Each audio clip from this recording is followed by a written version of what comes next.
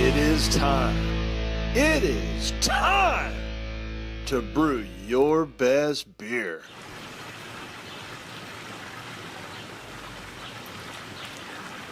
So the SJPorr challenge is rolling along, and I'm trying to figure out which of these beers that I have brewed are going to be challenge worthy. I have one more that I want to brew before, so it'll be the best of those three. So all pretty hoppy. One will be very different from, well, all will be very different from each other. Different malt bills, different hops, but I would call them all classified IPAs. I'm thinking about making a black IPA next. And so I should have three to choose from, and looking at the possibility of doing a fourth. It just, you know, my weather here is, it's selfishly I want to brew because I won't have much more time left. I mean, it's going to be getting hot pretty soon, and I heard someone say by the end of next week it's going to be 96 degrees, so it's getting warm. But anyway, Tony said, brew your best beer. What would you want your brewery to be known for? So that really threw me a ringer, and I have brewed a lot of beer, but I have never brewed, except for the Russian Imperial Stout that I broke in my kitchen and spilled all over the place. I've never brewed the same beer twice.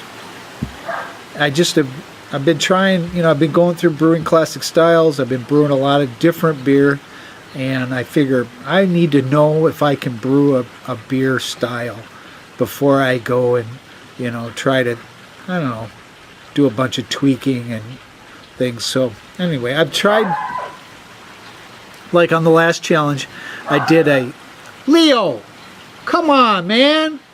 Hey, get over here. Get over here. Come here. Come here. What are you doing? Can you be a good dog, huh? Be a good dog. So Tony threw me for a loop because he said, what do you want your brewery to be known for? But I don't know exactly. I've brewed some great cream ales. I've brewed some Scotch ale that I really enjoyed. I should do the Scotch ale again. That was really good. And but like a lot of guys, when I go to my fridge, and what I pull out most of the time is something that's very hop forward, you know, an IPA or something. And Leo. So I don't think I've actually been way successful on brewing IPAs. So I kind of want to do that. I want to be better at brewing an IPA. I haven't got the IPA book. Maybe that's my problem. I'm just rambling. My best brew, I brewed up a Pilsner, and I really love that beer. I got that on tap right now, and I just don't think, you know, guys are gonna like, oh, lager, Pilsner. I mean, I just feel like for the challenge, probably shouldn't put a Pilsner out there, but it's fabulous. I mean, it's just absolutely fabulous. And it would qualify. I brewed it before we knew all the details about the challenge.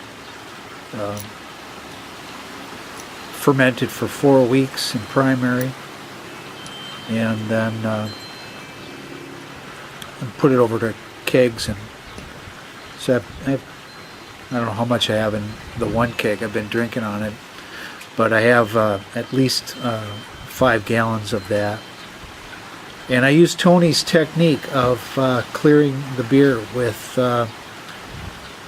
using the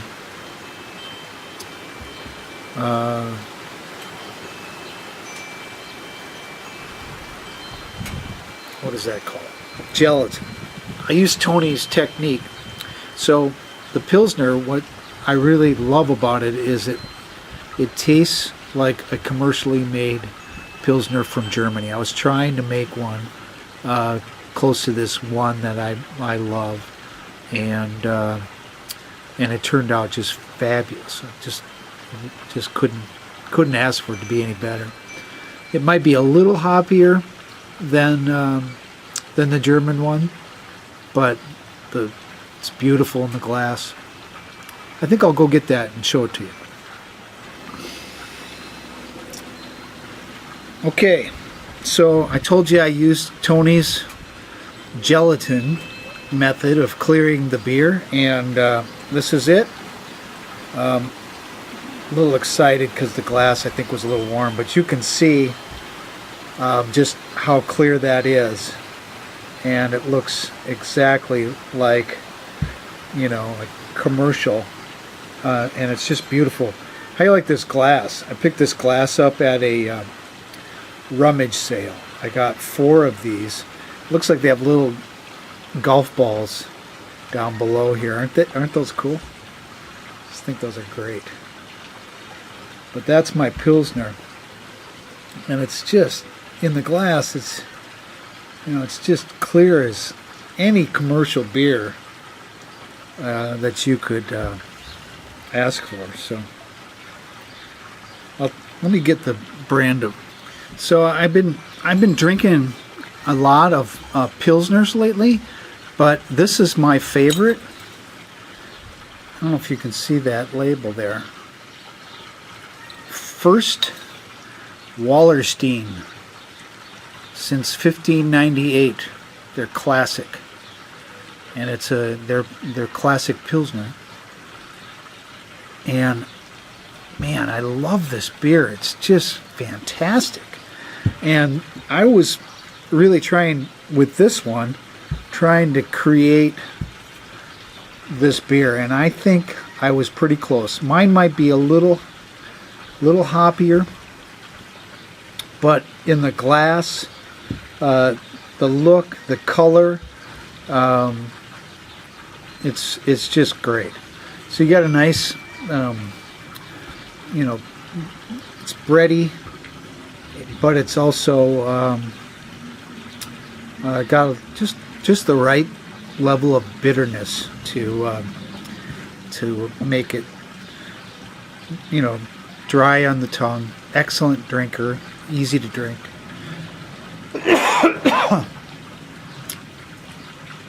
I don't know how this is going to taste now after I've had this one and this. I don't know how this is going to work out, but I'm going to try it. I had a sandwich just a little while ago, and I had a small glass of this with my sandwich, and it was very good.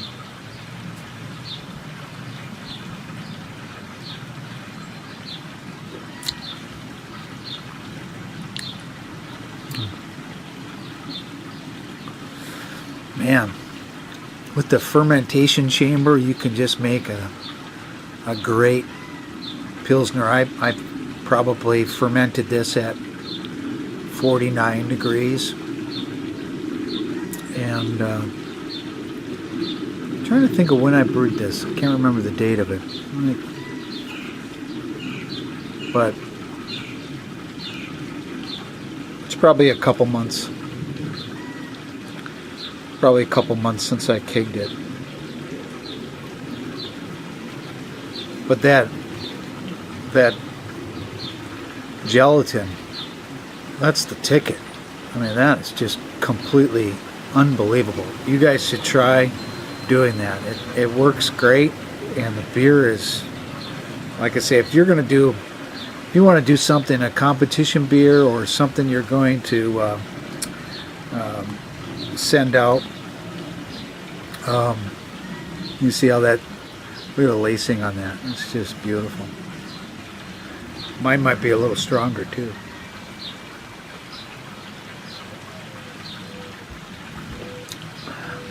And I had a little trouble with the brew day. That was when I was having trouble with my brew stand, and I wasn't sure how this was going to turn out, but it's fantastic.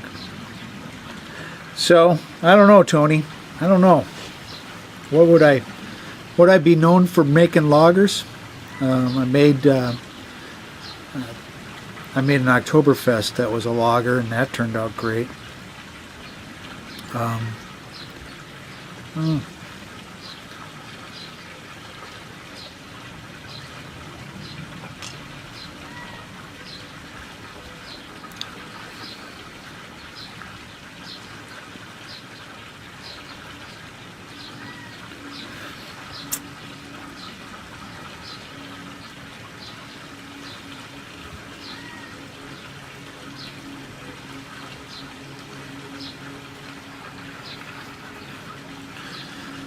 Well, cheers, guys.